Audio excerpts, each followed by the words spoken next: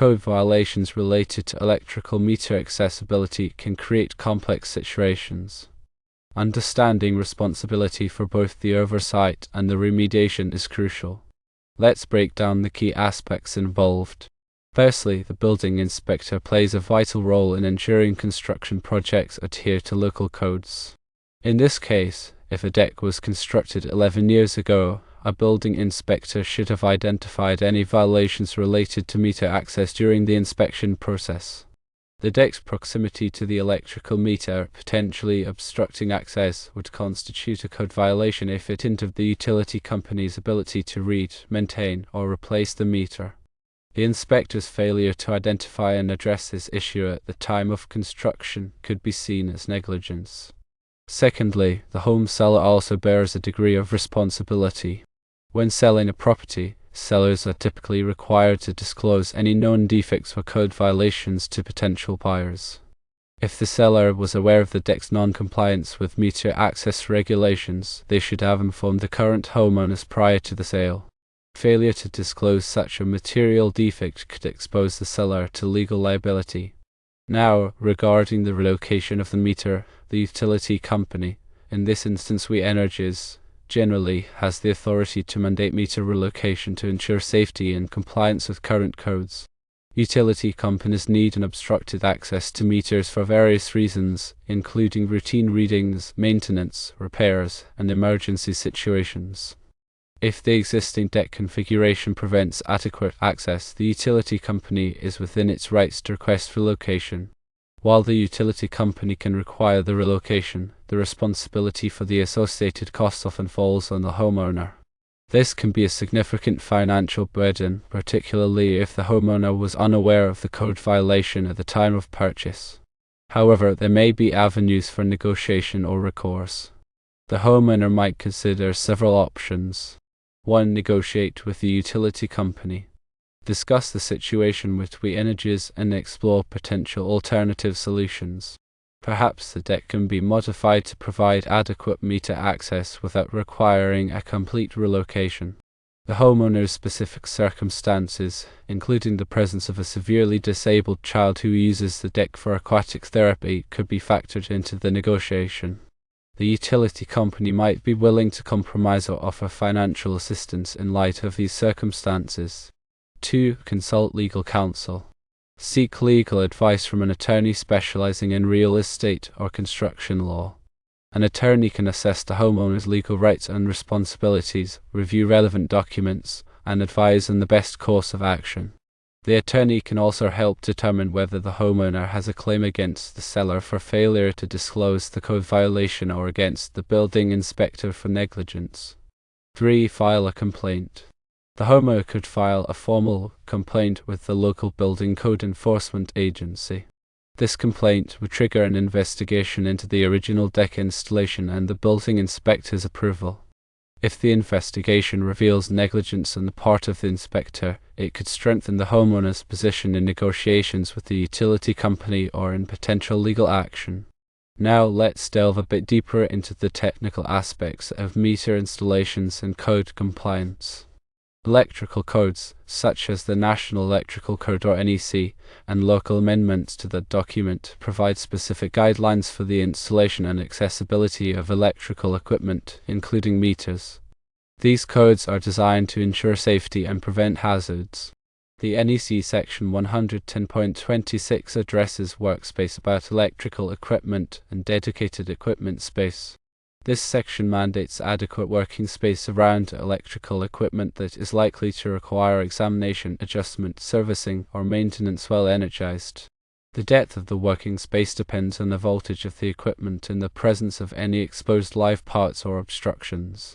For equipment operating at 120 volts to ground, 208 volts to ground, or even 277 volts to ground, the minimum clear depth of working space could range from 3 feet to 4 feet, depending on the specific conditions. If there are exposed live parts on both sides of the working space, or if there are obstructions such as concrete walls, the required depth increases. The width of the working space must be at least 30 inches or the width of the equipment, whichever is greater. This ensures that workers have enough room to safely maneuver and perform their tasks. The height of the working space must be at least 6 feet 6 inches or the height of the equipment, whichever is greater. This provides adequate headroom for workers. Furthermore, the NEC Section 110.26 E specifies that the working space around electrical equipment must be kept clear and unobstructed. This means that there should be no storage equipment or other items blocking access to the equipment. In the case of an electrical meter, the deck surrounding the meter would likely be considered an obstruction if it restricts access to the working space. The NEC also addresses dedicated equipment space in Section 110.26 F. This section requires a dedicated space above and below electrical equipment for the installation of conduits, raceways, and other wire. The dedicated space must extend from the floor to a height of 6 feet above the equipment or to the structural ceiling, whichever is lower. This ensures that there is adequate space for wiring and that the equipment is not obstructed by other building components. In addition to the NEC, local building codes may have additional requirements for meter installations. These requirements may vary depending on the jurisdiction. It is important to consult with the local building code enforcement agency to determine the specific requirements in your area. When evaluating the code compliance of a meter installation, several factors should be considered. Firstly, the clear working space around the meter must meet the minimum dimensions specified in the NEC and local codes. This includes the depth, width, and height of the working space. Secondly, the working space must be free of obstructions, such as decks, walls, or storage items. Thirdly, the dedicated equipment space above and below the meter must be maintained. Fourthly, the meter must be accessible for reading, maintenance, and replacement. If the meter is located behind a locked gate or in an area that is difficult to access, it may not be considered compliant.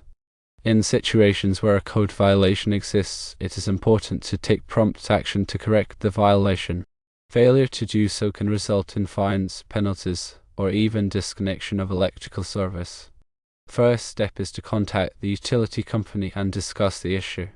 The utility company can provide guidance on the specific requirements for meter installations and can help determine the best course of action. The next step is to consult with a qualified electrician. An electrician can assess the situation and recommend solutions for correcting the code violation. The electrician can also obtain the necessary permits and perform the work in accordance with local codes. In some cases, it may be necessary to modify the existing structure to provide adequate working space around the meter. This could involve removing a portion of the deck, relocating the meter, or installing a new meter box. The cost of correcting a code violation can vary depending on the complexity of the situation. However, it is important to address the issue promptly to avoid further complications. Let's consider some specific scenarios related to meter relocation and code compliance. In one scenario, a homeowner installs a fence around their property, inadvertently blocking access to the electrical meter. The utility company notifies the homeowner that the fence must be modified to provide adequate access to the meter. The homeowner is responsible for the cost of modifying the fence. In another scenario, a contractor installs a new deck that partially obstructs the working space around the electrical meter. The building inspector fails to notice the violation during the inspection process. The homeowner later receives a notice from the utility company requiring them to correct the violation. In this case, the homeowner may have a claim against the contractor for negligent workmanship and against the building inspector for failure to properly inspect the work. In a third scenario, a homeowner purchases a property with an existing code violation related to meter access. The seller did not disclose the violation to the buyer. The homeowner may have a claim against the seller for failure to disclose the material defect. Now, let's discuss some strategies for preventing code violations related to meter installations. 1. Obtain the necessary permits before starting any construction work. This will ensure that the work is inspected by the local building code enforcement agency and that it complies with all applicable codes. 2. Consult with a qualified electrician before installing any electrical equipment or making any modifications to the electrical system. An electrician can ensure that the work is performed safely and in accordance with code. 3. Be aware of the requirements for working space around electrical equipment. Ensure that there is adequate clear space around all electrical equipment, including meters. 4. Keep the working space around electrical equipment free of obstructions. Do not store items or equipment in the working space. 5. If you are unsure about whether a particular installation complies with code, contact the local building code enforcement agency for guidance. Code violations pertaining to electrical meters frequently involve accessibility issues, safety clearances, and proper installation heights. Accessibility issues arise when obstructions, such as landscaping, fences, or structures like decks, impede the utility company's ability to read, maintain, or replace the meter. Utility companies typically require unobstructed access to meters at all times. Safety clearances are critical to prevent electrical hazards. The NEC mandates specific clearances around electrical equipment to protect workers from shock and arc flash hazards. These clearances vary depending on the voltage of the equipment. For example, for a 240-volt meter, the minimum clearance in front of the meter might be 3 feet. Proper installation heights are also important for accessibility and safety. The NEC specifies the acceptable height range for meter installations. Meters should be installed at a height that is easily accessible for reading and maintenance, but also high enough to prevent accidental contact or damage. Typical meter mounting heights range from 4 feet to 6 feet above ground level. In addition to these general requirements, there may be specific requirements for meter enclosures and grounding. Meter enclosures must be weatherproof and provide adequate protection for the meter. Grounding is essential to prevent electrical shock hazards. The meter enclosure and all metallic components of the electrical system must be properly grounded in accordance with the NEC. Now, let's consider the implications of using electrical equipment on a deck, particularly in the context of aquatic therapy. When using electrical equipment near water, it is crucial to take extra precautions to prevent electrical shock hazards. The NEC provides specific requirements for electrical installations in wet locations, such as decks with pools or hot tubs. Ground fault circuit interrupters or GFCIs are required for all receptacles located within a certain distance of a water source. A GFCI is a safety device that detects ground faults and interrupts the flow of electricity to prevent electrical shock. The NEC also requires that all electrical equipment used near water be listed for wet locations. This means that the equipment has been tested and certified to be safe for use in wet environments.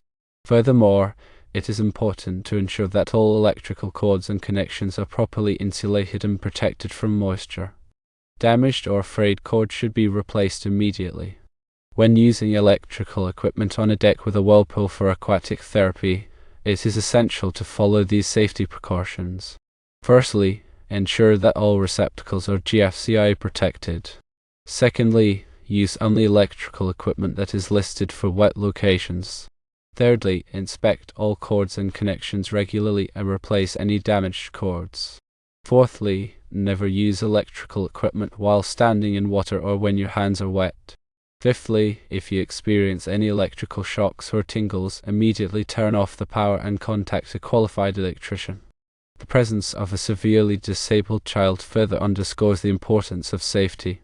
Children are particularly vulnerable to electrical shock hazards. Extra precautions should be taken to protect children from electrical hazards, especially in wet environments. Finally, it is worth noting that the Americans with Disabilities Act or ADA may also have implications for meter accessibility. The ADA requires that public accommodations be accessible to people with disabilities. If the meter is located in a public area, it must be accessible to people with disabilities, including those who use wheelchairs or other mobility devices. This may require modifications to the surrounding area, such as ramps or widened walkways. The interplay between the NEC local building codes, ADA requirements, and utility company regulations can create complex and challenging situations. It is important to consult with qualified professionals such as electricians, contractors, and attorneys to ensure that all requirements are met and that the safety of all occupants is protected.